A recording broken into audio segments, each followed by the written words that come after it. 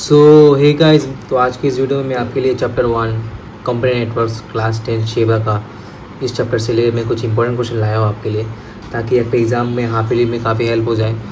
तो इस वाली वीडियो में मैं चैप्टर 1 जो है कंप्यूटर नेटवर्क्स, उसके कुछ रिलेटेड टॉपिक्स और उसके इंपॉर्टेंट क्वेश्चन जो है एग्ज़ाम में आते रहते हैं, उसके ऊपर मैंने वीडियो लाया है और मैंने यहाँ पर सारे के सारे इंपॉर्टेंट क्वेश्चन दिया है। और अगर जो डिस्क्रिप्शन में आपको लिंक मिल जाएगा जहाँ से आप डाउनलोड कर सकते हैं, ठीक है। कितने इंपॉर्टेंट क्वेश्चन मैंने दिए हुए सब मिल जाएंगे आपको ऑफर, ठीक है। तो चलिए शुरू करते हैं। पहला क्वेश्चन जो है सबसे इंपॉर्टेंट जो है वो है different types of computer network. तो देखिए दोस्तों, कंप्यूटर नेटवर्क में there are 4 types of computer network. Basically जो 4 होते हैं वो है आपका लैन, मैन, पैन और वैन, ठीक है। ये 4 जो है सबसे इंपॉर्टेंट है। एग्जाम में आ जाते हैं क्वेश्चन आपके डिफरेंस बिटवीन लैन मैन या मैन या वैन या पैन या लैन, वट एवर इट इज़। यहाँ पर 4 नेटवर्क्स होते हैं, लैन मैन वैन मैन। तो इनमें से कोई भी 4 में से कोई भी 2 डिफरेंस आ सकता है। यहाँ ये भी आ सकता है कि explain different types of computer network. तो यहाँ पर मैंने आपके इजी के लिए मैंने यहाँ पर चारों का जो है डेफिनेशन दे के रखा हुआ है, साथ में साथ उनका फंक्शन भी दिया हुआ है। तो यहाँ को पैन का भी मिल जाएगा। पैन जो पैन होता है उसका फुल फॉर्म क्या होता है? Personal area network. जो एक सिटी तो नहीं, जो पैन जो होता है वो किस में होता है? एक कन्फाइन एरिया या फिर पर्सनल जो होते हैं, जो किसी रेंज, छोटे रेंज के लिए। जैसे मान लीजिए घर में अगर आप कोई नेटवर्क यूज़ कर रहे हैं तो उसको क्या बोलते हैं हम लोग? पैन बोलते हैं।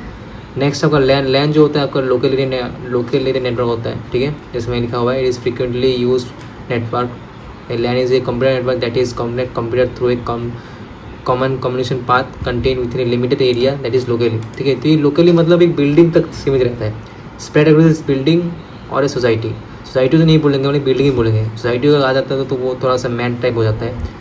अगर आपकी बिल्डिंग के अंदर आप लोग अगर कोई नेटवर्क यूज़ कर रहे हैं तब वो किस में आ जाता है? लैन में आता है, जो कि आपका होता है लोकल एरिया नेटवर्क, ठीक है।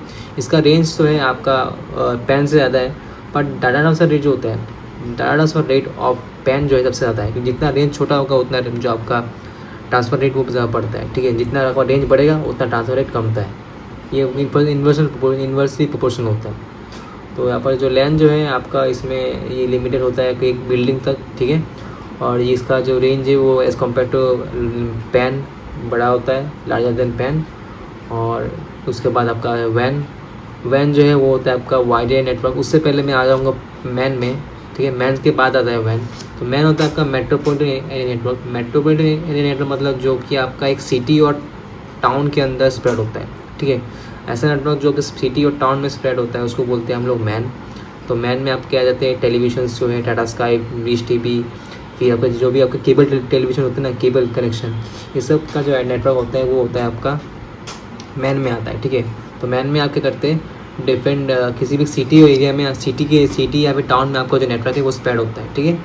और वैन जो है उससे लास्ट में होता है वो है वाइड एरिया नेटवर्क। नाम में क्या है वाइड? वाइड मतलब पूरे वर्ल्ड में जो स्प्रेड है।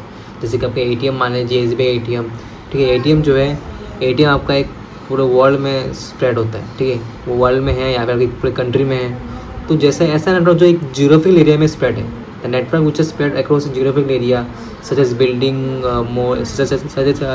सोसाइटी और ए कंट्री और a city, state, like that, ठीक है। जो स्टेट या फिर कोई कंट्री होता है उस तक सीमित होता है, तब उसको बोलते हुए हैं। जैसे नासा मान लीजिए, ठीक है। नासा जो है वो एक पूरा वर्ल्ड में स्प्रेड है, ठीक है। फेसबुक, इंस्टाग्राम, ये सब के नेटवर्क जो होता है ये एक वैन के अंदर आता है, ठीक है।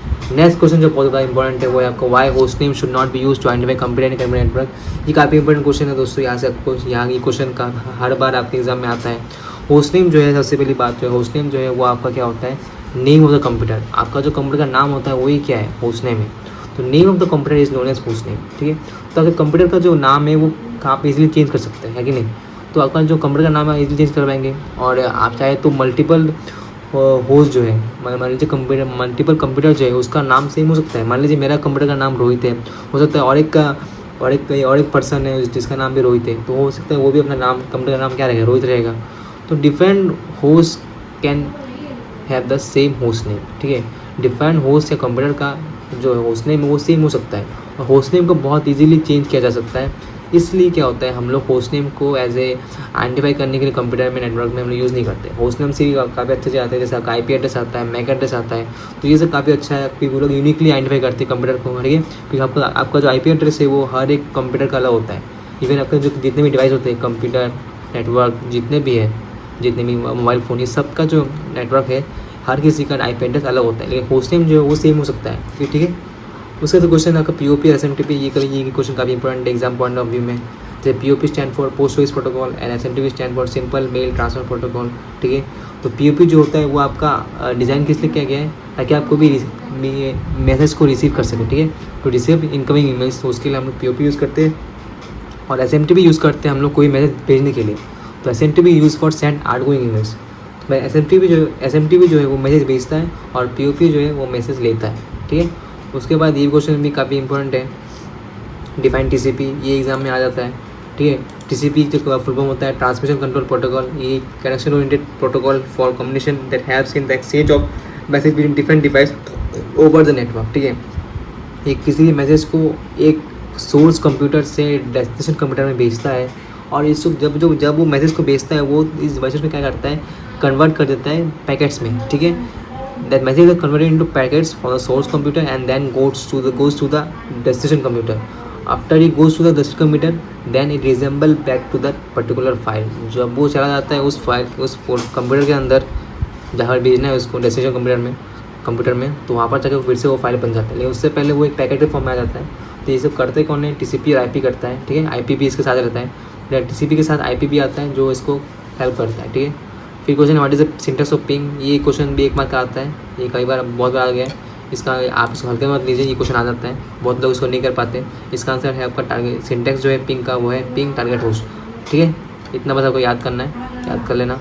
और फिर आपका ये क्वेश्चन भी काफ़ी इंपॉर्टेंट है, what are the function of ARP, ठीक है। एआरपी का आपका एक फुल फॉर्म होता है एड्रेस रेजोल्यूशन प्रोटोकॉल। तो ये जो है आपके जो मैक एड्रेस को है मैपिंग करता है, या जैसे मैं लिखा है ARP command display and modify the internet to adapter address, ठीक है। जितना भी मतलब आपका जब जो भी कंप्यूटर से आप कनेक्ट करते हैं उसका जो आईपी एड्रेस है उसके साथ वो कनेक्ट रखता है आपके एआरपी कमांड, ठीक है। इवन आपका एड्रेस जो है आईपी एड्रेस जो है उसको भी अपने अंदर स्टोर रखता है, ठीक है। तो the ARP command display the current ARP entry for the host specified by the host name variable. तो आपका जो करंट एआरपी एंट्री डिस्प्ले जो कर दी क्या करता है, आपका जो डिस्प्ले करता है करंट एआरपी एंट्री को, जो जिस कंप्यूटर से कनेक्ट होते हैं या जिस होस्ट से कनेक्ट होते हैं उसका एड्रेस आईपी एड्रेस को अपने अंदर स्टोर रखता है और डिस्प्ले करता है, ठीक है। तो ये सब जो है ये आपके नेक्स्ट क्वेश्चन जो gives an example of valid और इनवैलिड आइडेंटिफायर, ठीक है। आपको वैलिड और इनवैलिड आइडेंटिफायर को एक्सप्लेन करना है। तो जो आपका जो वैलिड IPv4 जो है उसका मतलब होता है इंटरनेट प्रोटोकॉल वर्जन 4। तो IPv4 में आपका आपका जो यहाँ पर 4 सेगमेंट होते हैं, ठीक है। इस सेगमेंट का 8 बिट होता है और टोटल लेंथ जो होता है वो होता है आपका 128 bit, sorry my fault 32 bit होता है, ठीक है। IPv4 में कितने बिट होते हैं 32 बिट, और IPv6 में होता है 128 बिट। तो यहाँ पर मैंने कुछ valid identifiers valid IPv4 address और इनवैलिड IPv4 एड्रेस दिया है। जैसे मान लीजिए यहाँ पर मैंने एक दिया है 256 आपका रेंज नहीं होता, IPv4 का रेंज होता है अप टू 255, उसके ऊपर नहीं जाता।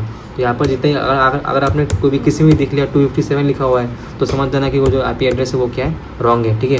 IP एड्रेस में कभी भी रेंज 250 के ऊपर नहीं जाता, ठीक है। तो ये मैंने यहाँ पर 2 इनवैलिड लिए हैं, और बाकी सब यहाँ जो दिख रहे हैं आपको ये सब के सब क्या है, वैलिड आइडेंटिफायर है, सॉरी IPv4 है। फिर ये क्वेश्चन इंपॉर्टेंट है, can you compare HTTP and FTP। के HTTP का फुल फॉर्म होता है आपका हाइपर टेक्स्ट ट्रांसफर प्रोटोकॉल, जो आपका वेब सर्वर को रिसोर्स को सेंड करता है एक सर्वर क्लाइंट से सर्वर में और देन सर्वर टू क्लाइंट। ये सब कौन करता है, HTTP करता है। FTP जो है वो फाइल ट्रांसफर प्रोटोकॉल है। This file protocol are mainly use for uploading and downloading files. FTP जो है वो आपको डाउनलोडिंग करने के लिए या फिर किसी चीज़ को अपलोड करने के लिए हम लोग FTP प्रोटोकॉल्स यूज़ करते हैं, ठीक है।